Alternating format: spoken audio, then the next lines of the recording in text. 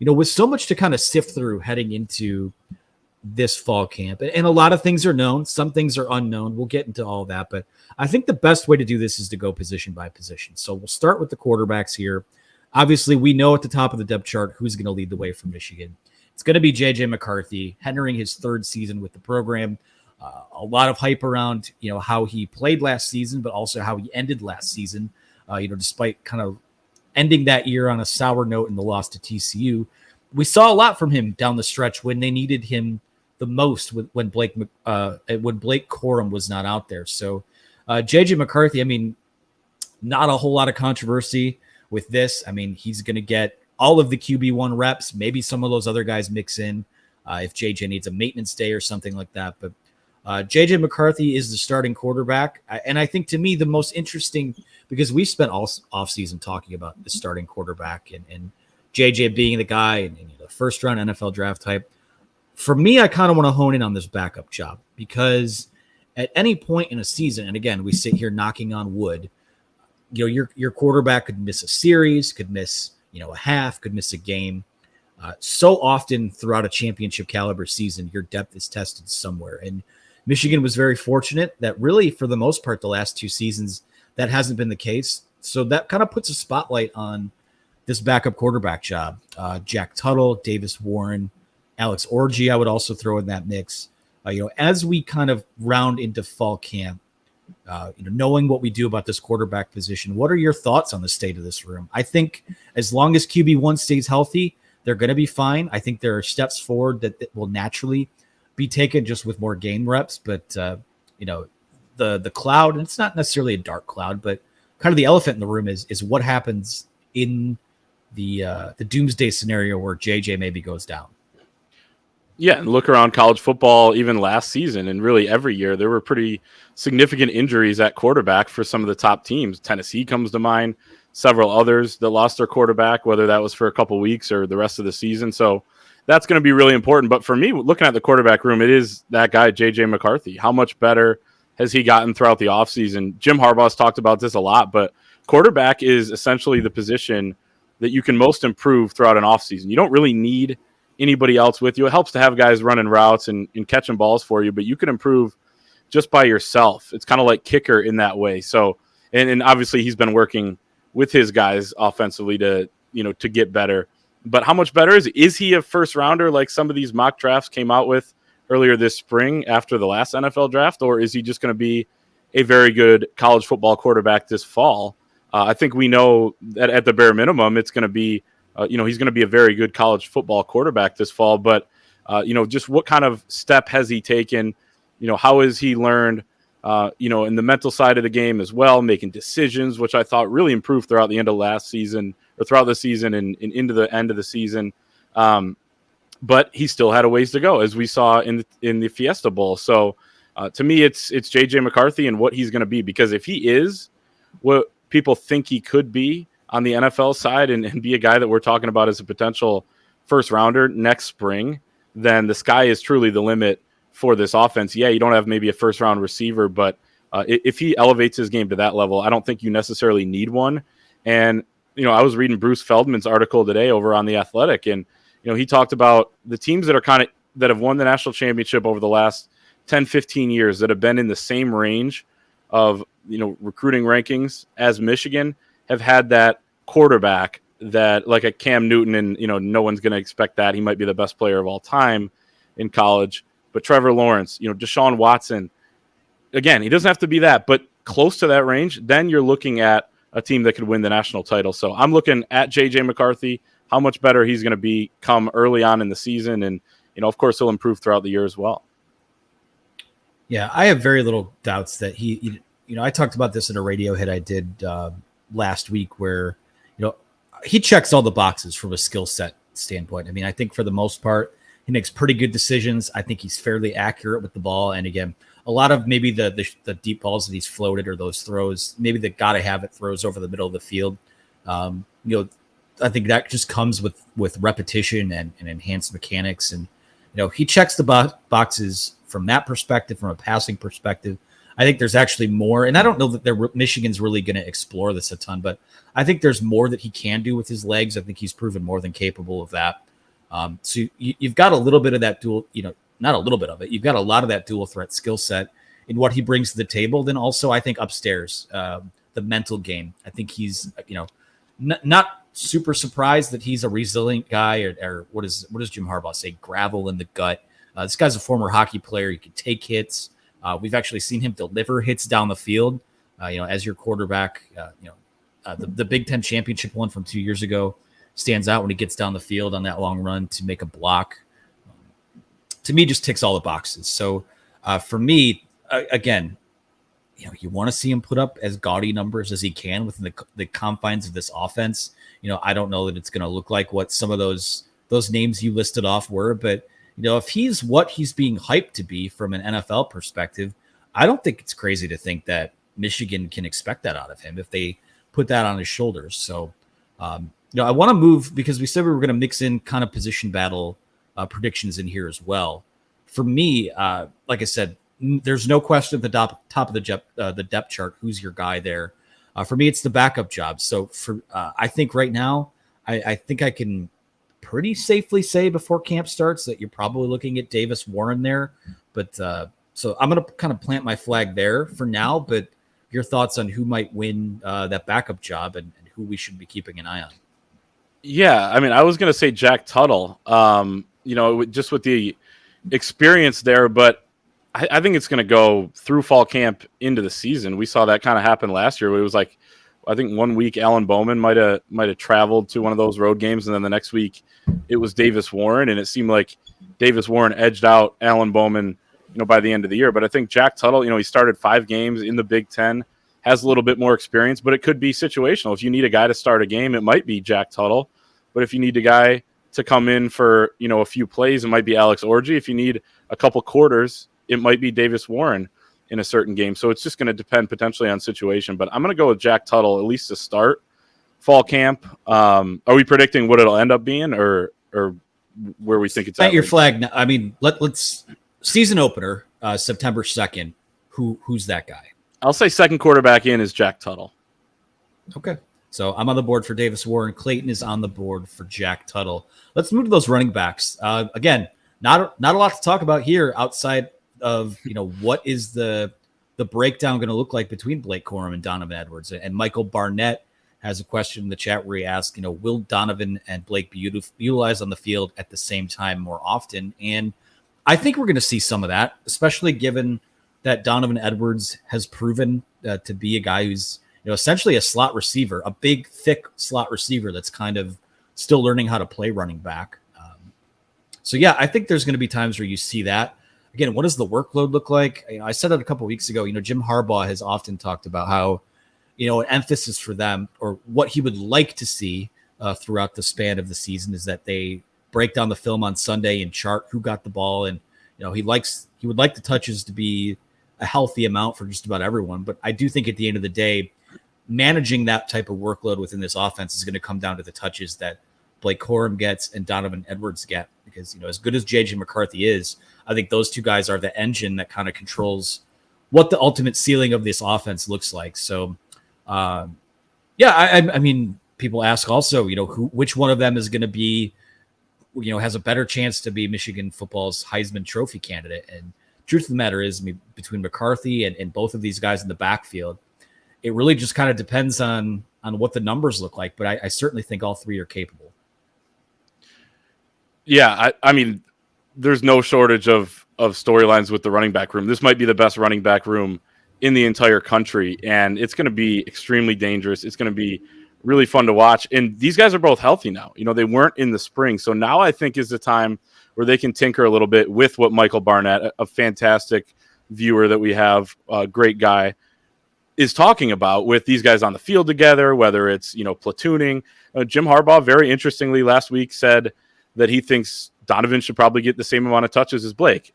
Again, we say it, there's the caveat where once the season starts, they're going to do what it takes to win. And that may be leaning on Blake a little bit heavier, but both of these guys need to get the ball. They both need to eat, as Harbaugh said last month. And I agree. So I think that they're going to be able to figure out this month what their plan is going to be going into the season with these two. And then plans also change throughout the year, whether one guy's banged up, whether one guy has the hot hand. I mean, remember 2 years ago in 2021, Blake and Hassan Haskins were essentially splitting carries, throughout the beginning portion of the season.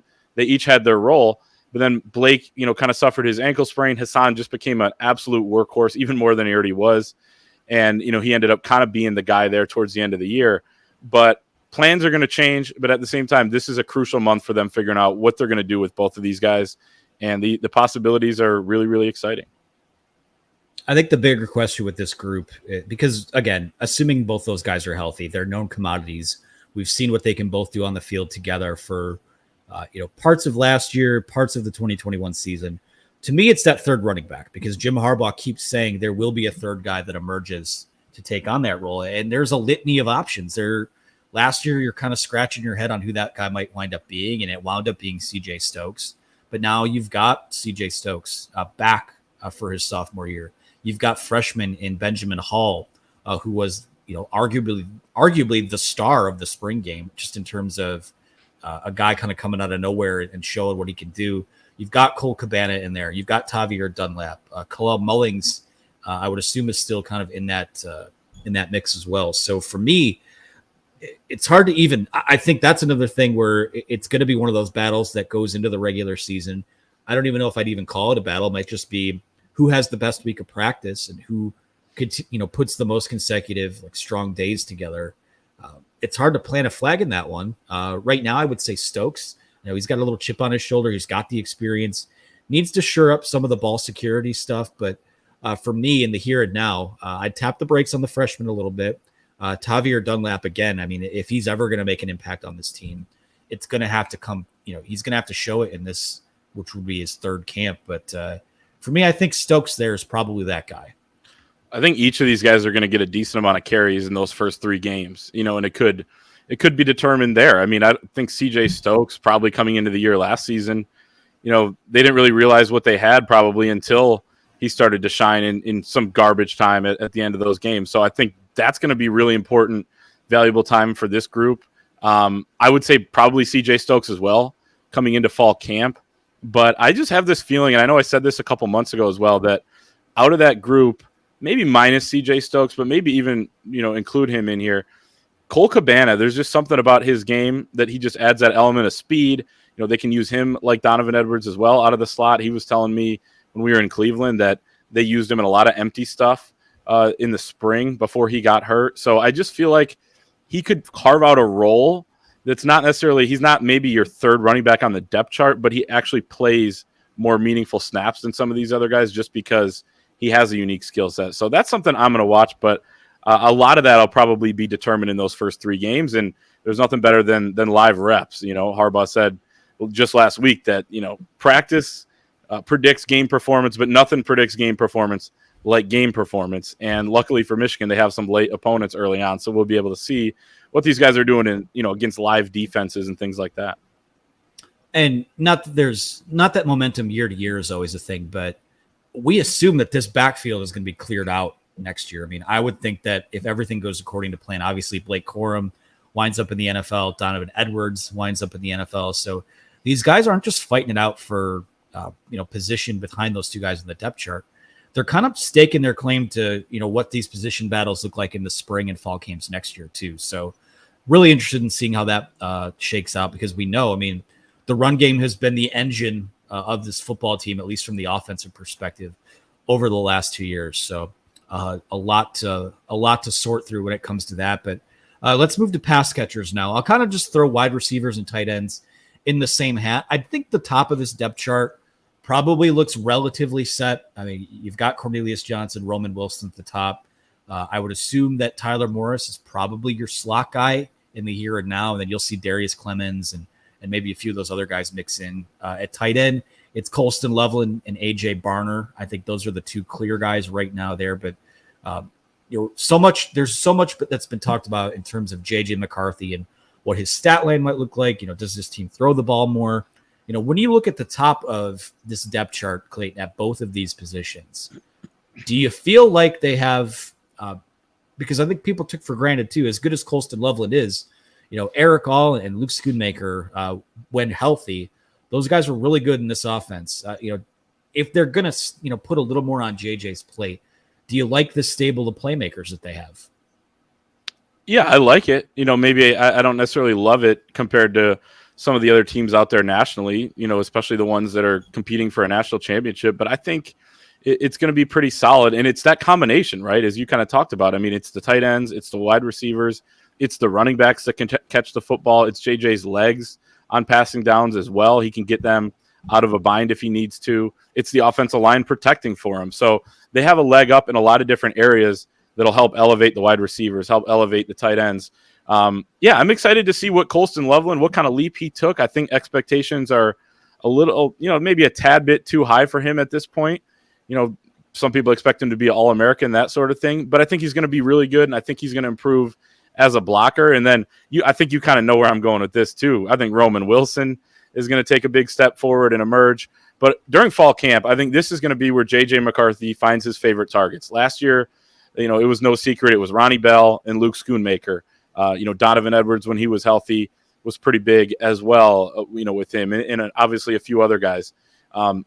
But this is where they're going to figure out the chemistry. And this is kind of with JJ taking all those first team reps, as you mentioned earlier on in the show, this is where that chemistry is going to pay off.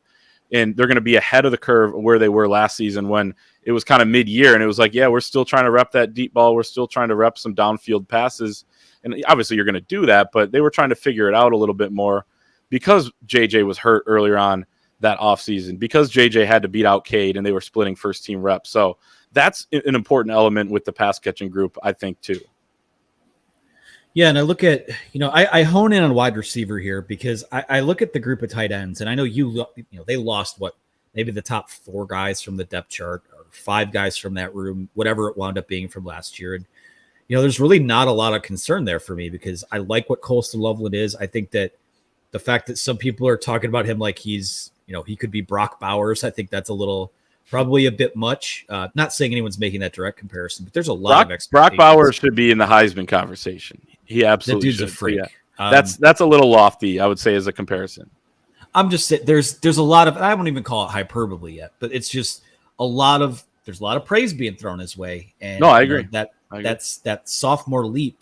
I'm not going to say it'll be telling. I think he's going to be pretty good. I wouldn't be surprised if he winds up being the best tight end in the Big Ten, but I don't worry. I think AJ Barner is more than capable. I think that he can kind of fill into that Schoonmaker role. I think Matthew Hibner has been kind of waiting his turn this is his senior year now, but we saw him a little bit in the spring, and he's a guy that looks like he has a little more juice to his game than we thought he might have had. So, Max Bredesen, I think, he's going to play a little more of that H-back type role this year, but, he's one of those lunch pail guys.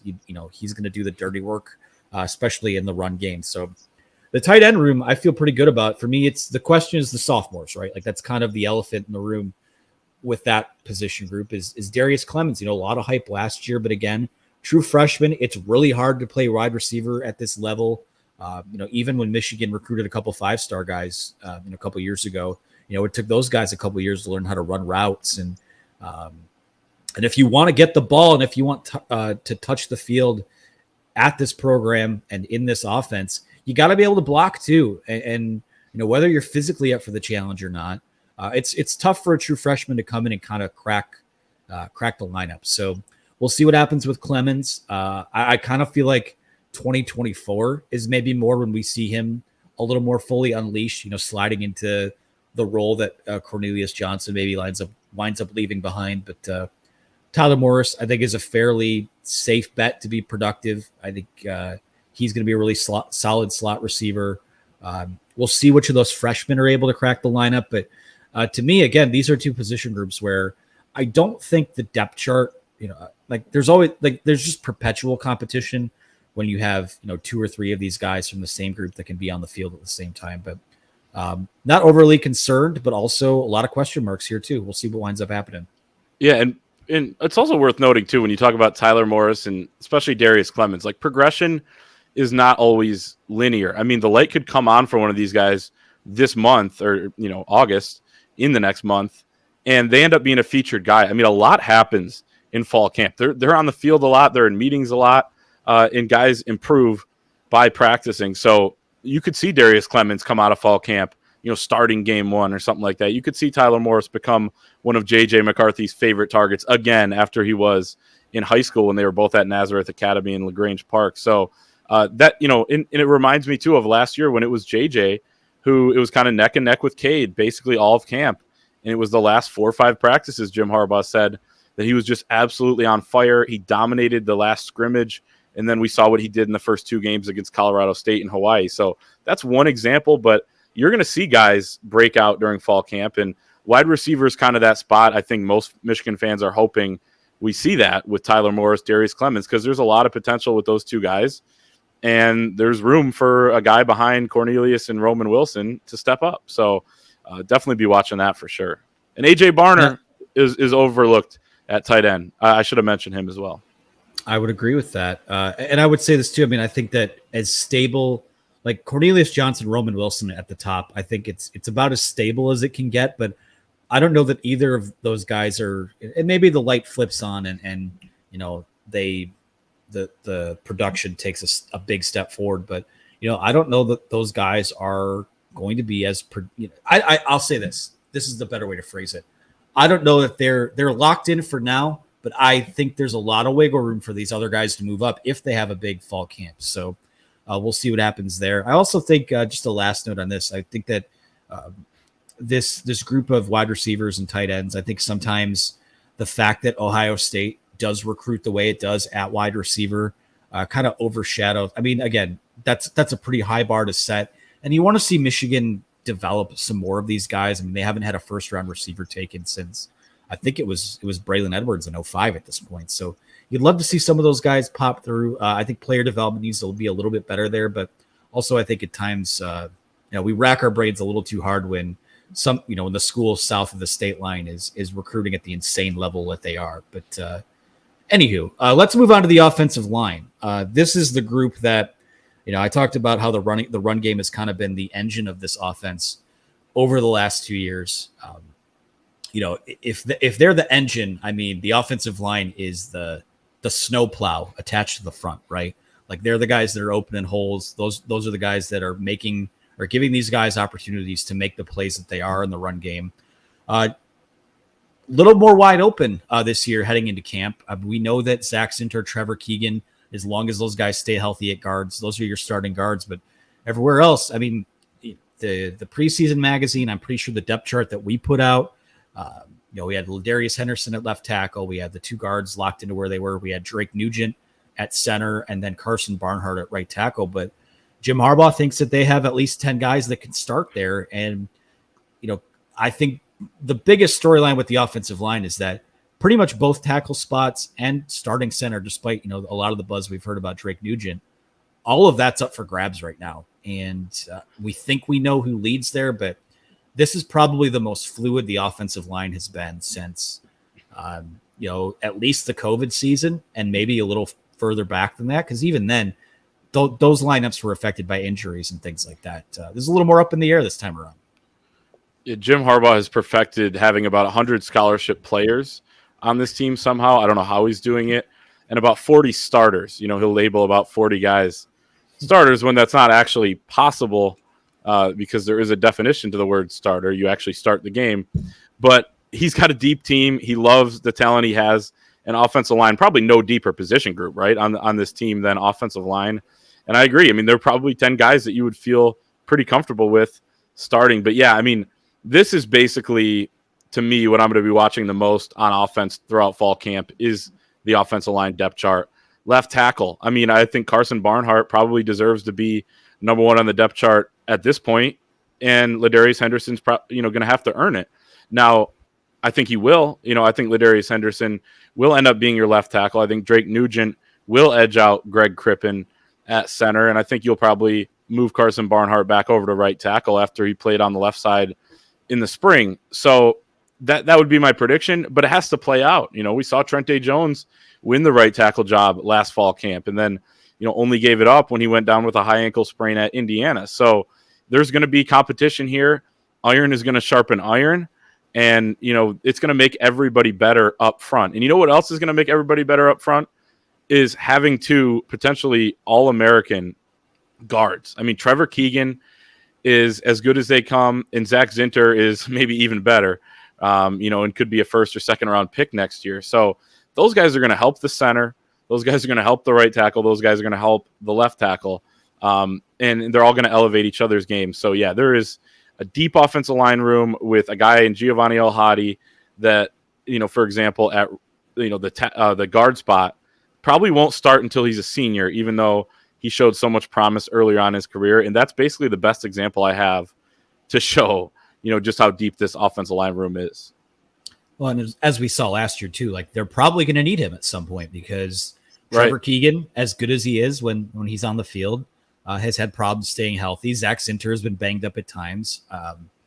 Both Trente Jones and Carson Barnhart were injured at points last season. And Ladarius Henderson, I mean, he's been around, but he hasn't been on the field with this team yet. So there is a lot of opportunity. Like I said, I think what Harbaugh says about having as many as 10 guys that can start, I think what he's really saying is that he has as many as 10 guys that would probably start at most other schools. I think that, from a Michigan perspective, again, it's about finding your best five. I think we know who two of those five are. And honestly, with Nugent in there, we probably know who three of their best five are. Yeah. If you want to throw Carson Barnhart in there as well. So really, it's just kind of finding who that last guy is. Feld for Life asks, odds that Miles Hinnon wins the right tackle job.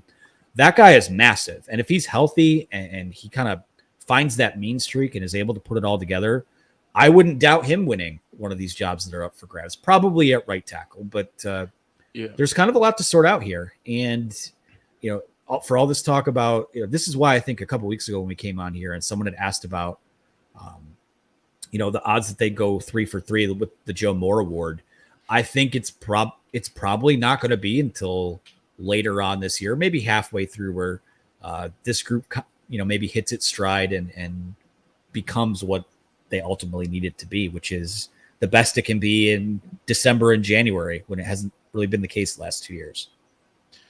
It's a great point, though, by Feld for Life. A great question, because Miles Hinton, to me, I wrote an article with however many wild cards, the top 7 wild cards on this team. Miles Hinton is a wild card. I mean, this is a dude that said that midway through last season at Stanford, he fell in love with football. He was playing, he was in his 3rd season as a college football player, and he didn't really love it. He's a great student, extremely smart kid, just like Chris was, his brother, who played at Michigan, just like his dad, who played in the NFL. And he thought of himself more as a student, even though he's 6'7" and 300 whatever pounds, which is just crazy to think about. But he said the light turned on, and he felt like he wanted to go somewhere after last season where he would be challenged more. That's why he's welcoming the competition that Michigan has at tackle right now. So he's a guy that it would not shock me at all to see number 78 out there starting at right tackle, even left tackle when the season begins. I wouldn't peg him there now, but he is definitely one of those guys with some upward mobility on the depth chart. So he's one of the most interesting guys, I think, on this entire team, and could be, when it's all said and done, one of the better pickups that Michigan made in the transfer portal this offseason, because he'll probably be here for, a couple more seasons. Well, let's sort this out really quick. Who is this starting 5? I mean, you can correct me if I'm wrong here, but I would have, just based on what we know, Henderson, this is from left to right, Henderson, Zinter, Henderson, Keegan, Nugent, Zinter, and Barnhart. To me, I think right now, I won't say it feels clear, but I think that's the most likely outcome. But any changes there? No, that's what I would have as well.